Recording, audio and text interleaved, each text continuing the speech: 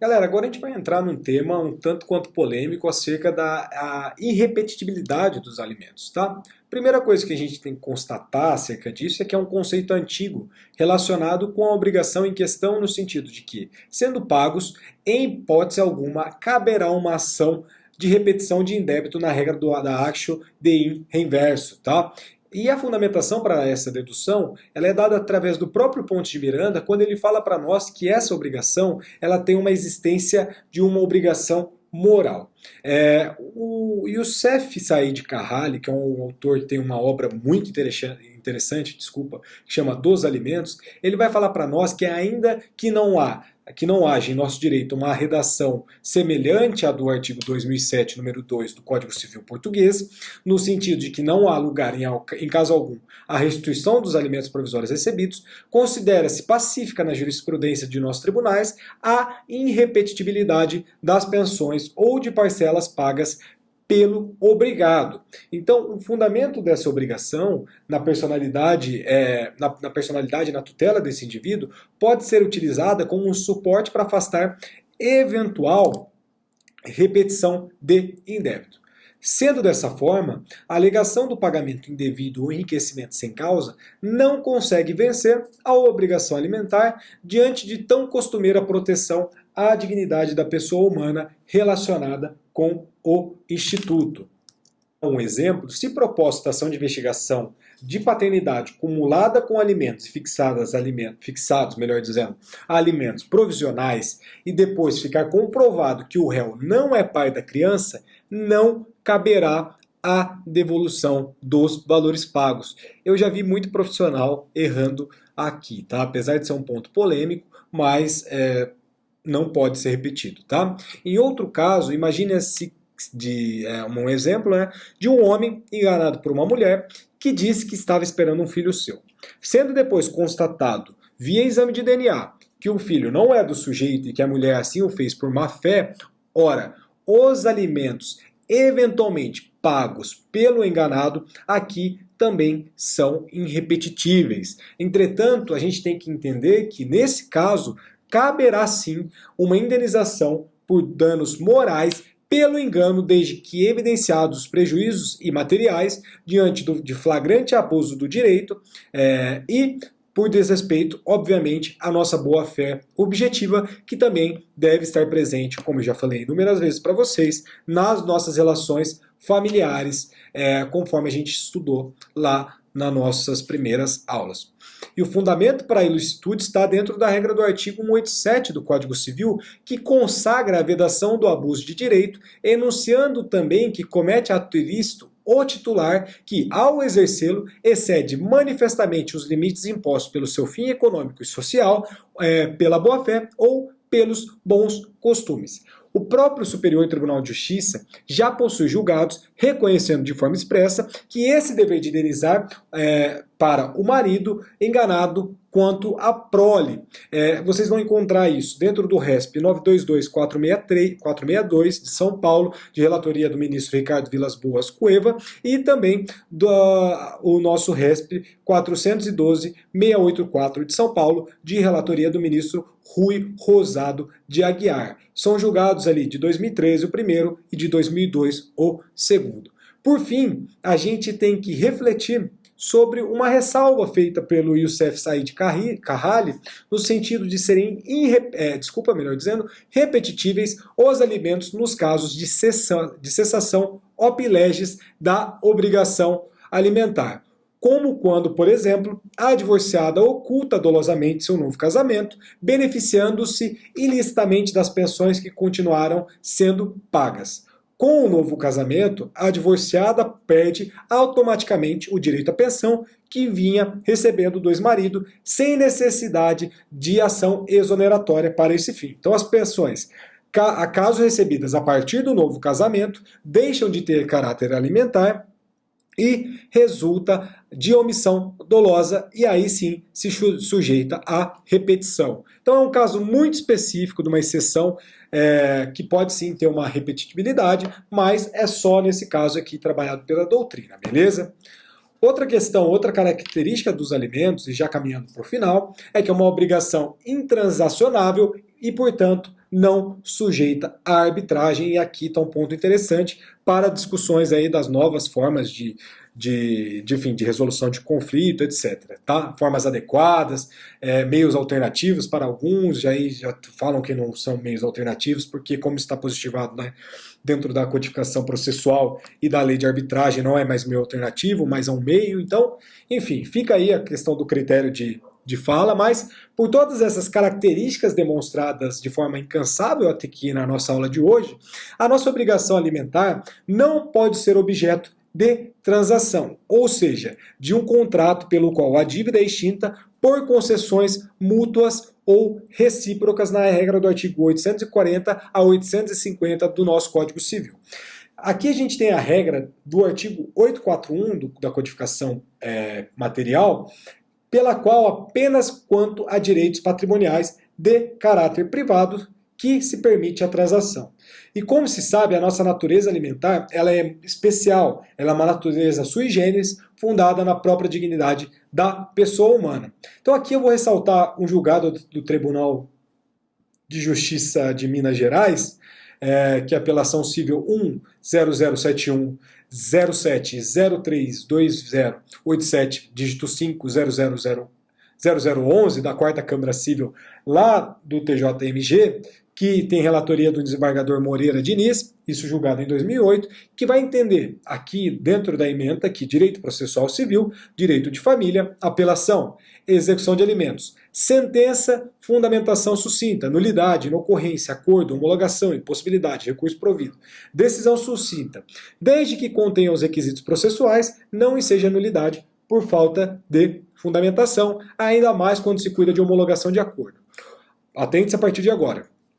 O magistrado não pode homologar acordo onde há renúncia do crédito alimentar, porque o direito a alimentos, por ser absoluto e consequentemente disponível, não pode ser objeto de dispensa ou transação nos termos do artigo 841 do Código Civil, e mais, quando o acordo levado à homologação vem firmado por pessoa que, ante a maioridade da credora de alimentos, dos alimentos, já não poderia assisti-la, menos ainda representá-la. Então, de toda sorte aqui, a gente tem que ressaltar que é admitida assim a transação ao quanto alimentar, o que não pode representar uma renúncia pela dicção do artigo 1707 do Código Civil. Então, o aplicador de direito, vamos dizer assim, especialmente o juiz e a juíza da vara civil, deve sempre estar atento a tais acordos para que o valor fixado não gere uma afronta ao patrimônio mínimo das partes envolvidas. Isso aqui é muito perigoso, a gente vê vários acordos aí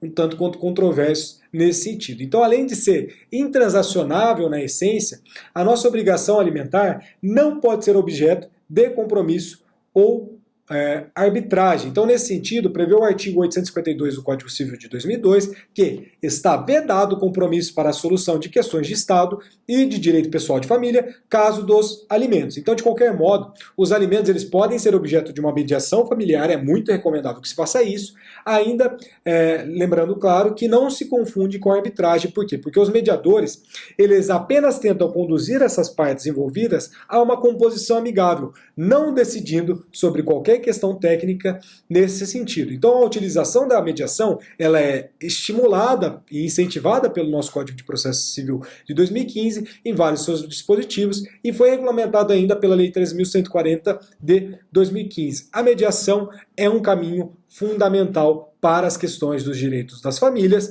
e aqui com os alimentos também não é diferente, ainda mais no momento de pandemia. Eu acabei de ouvir uma fala brilhante do professor José Simão, professor da Faculdade de Direito da USP, né, do São Francisco, e ele falou exatamente isso.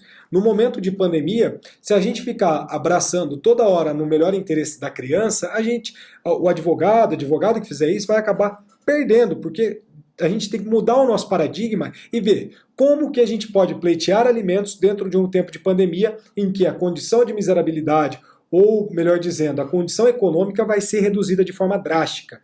Então, obviamente, guiados pela boa-fé objetiva nas nossas relações aqui inerentes ao direito das famílias, a mediação ela se apresenta como um instrumento fundamental para a gente conseguir resolver conflitos acerca de alimentos a partir de agora ainda mais, tá?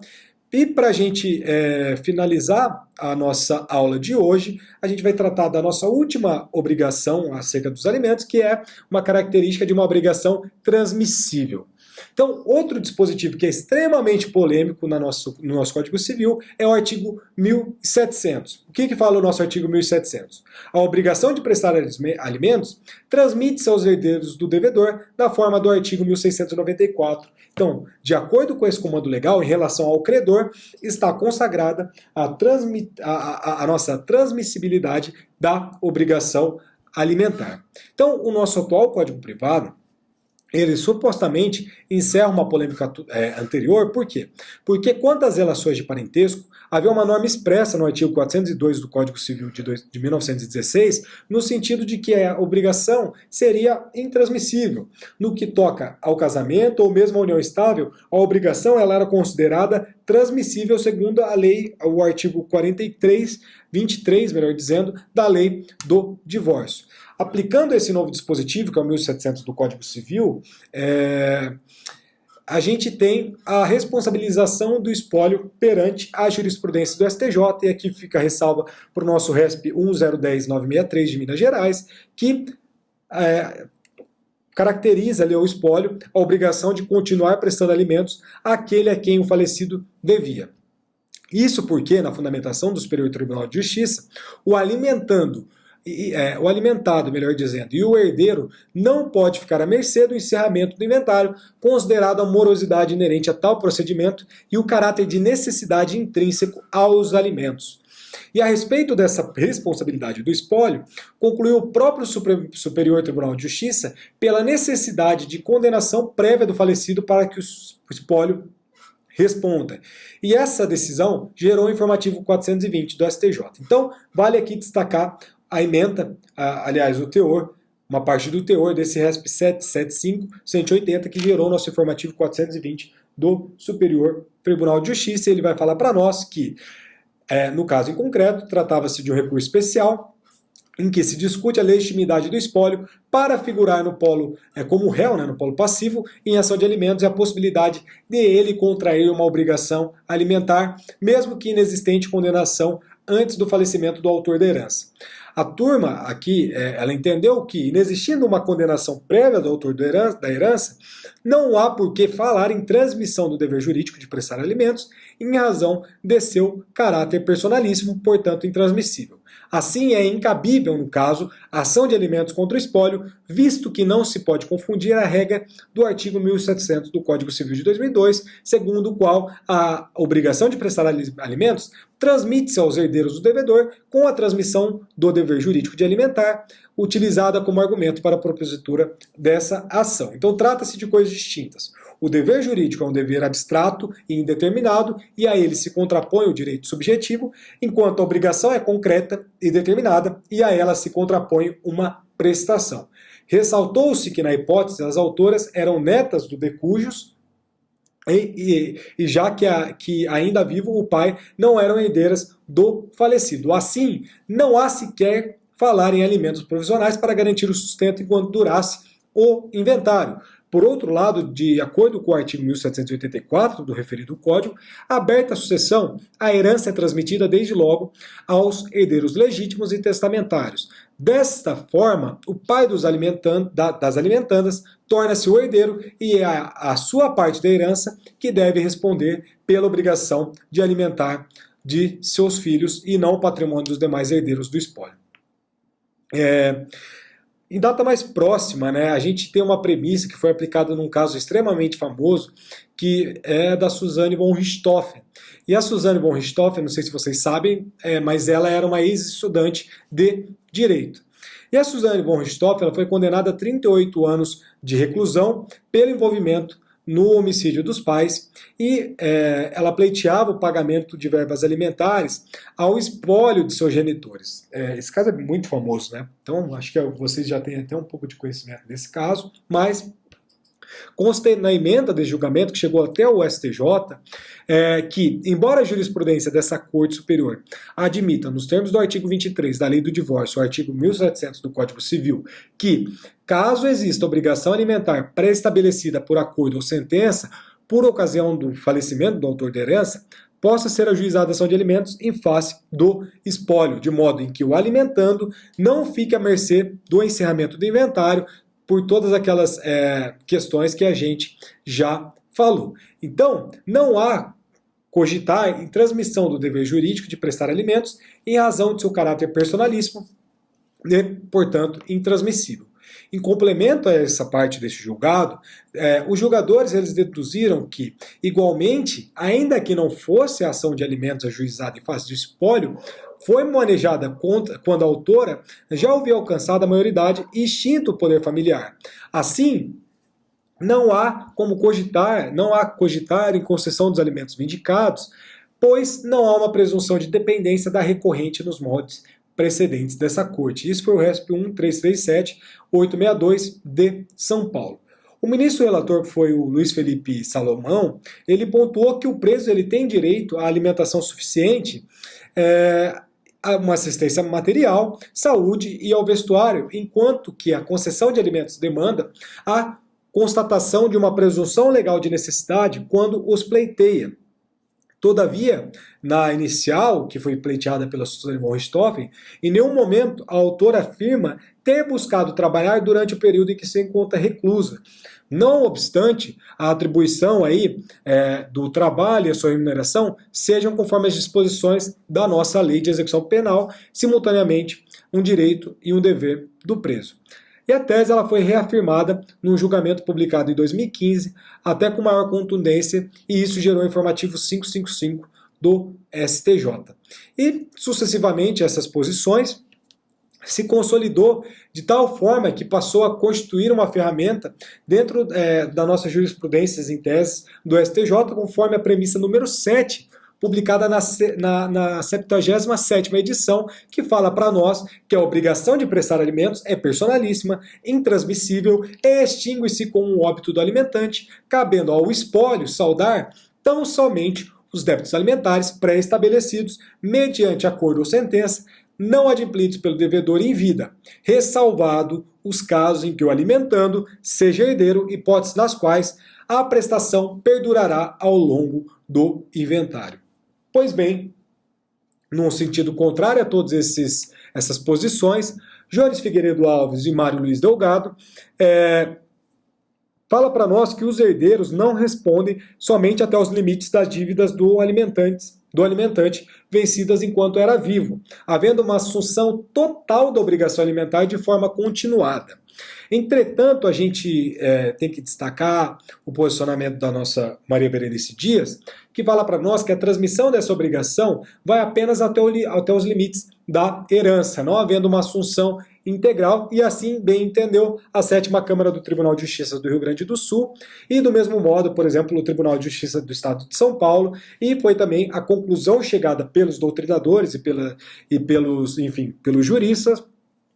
juristas dentro da 4ª Jornada de Direito Civil, que surgiu ali o enunciado 343, que vai falar para nós, do CJF, é claro, que vai falar para nós que a transmissibilidade da obrigação alimentar é limitada às forças da herança. Em suma, esses posicionamentos parecem ser, sim, o entendimento majoritário. Mas, por derradeiro, destaque-se que há uma proposta de alteração do artigo 1700 do Código Civil, voltando ao sistema anterior, que é a PL 699 de 2011, mas aqui também a gente não cumpre ficar passando muito por projetos de lei, mas vale a pena a gente ressaltar. Galera, finalizamos a nossa aula de hoje. Vou falar brevemente para vocês na próxima aula acerca das principais classificações dos alimentos e já vou entrar nos aspectos processuais, que é onde a gente tem que ter muita atenção, principalmente para a nossa prática profissional, tá? Então, muito obrigado a todos, bons estudos, obrigado pela aula na sexta-feira, apesar de ser recesso, mas, enfim, os mercados estão funcionando, os mercados, eu digo, financeiros, etc. Então, a gente tem que continuar aqui firmes e fortes, então, um bom final de semana para todos e todas, e nos vemos na terça-feira que vem. Obrigadão de coração, até lá!